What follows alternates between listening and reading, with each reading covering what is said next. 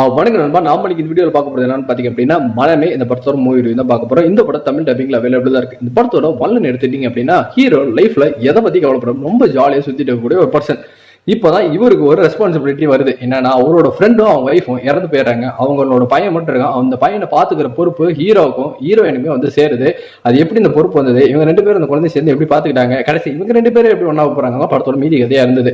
So இந்த கதை அப்படிங்கிற ரொம்ப ப்ரெடிக்டபிளான ஃப்ளோ. ஃபர்ஸ்ட் சீக்வன்ஸ் இருந்து கடைசி சீக்வன்ஸ் இது இப்படிதான் நடக்கும் போது, இதுக்கப்புறம் வந்து இது நடக்கும் அப்படின்ட்டு ரொம்ப ப்ரெடிக்டபிளான ஃப்ளோ.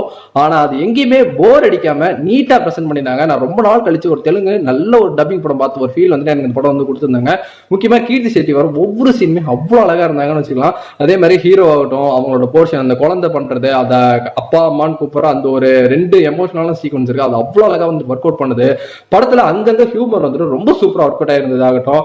இதுல வந்துட்டு நடுவில் வரக்கூடிய கேமியா மாப்பிள்ள, அவரோட போர்ஷன் எல்லாமே வந்து படத்துல எனக்கு ரொம்ப சூப்பரா ஒர்க் அவுட் ஆயிருந்தது. தாராளமா இந்த படத்தை ஃபேமிலியோட உட்காந்து வாட்ச் பண்ணுங்க. எனக்கு இந்த படம் ரொம்ப பிடிச்சது. நீங்க இந்த படம் பாத்தீங்கன்னா உங்களுக்கு எப்படி போச்சு, நம்மளோட கமெண்ட் செக்ஷன்ல வந்து தட்டி விட்டுருங்க. நன்றி.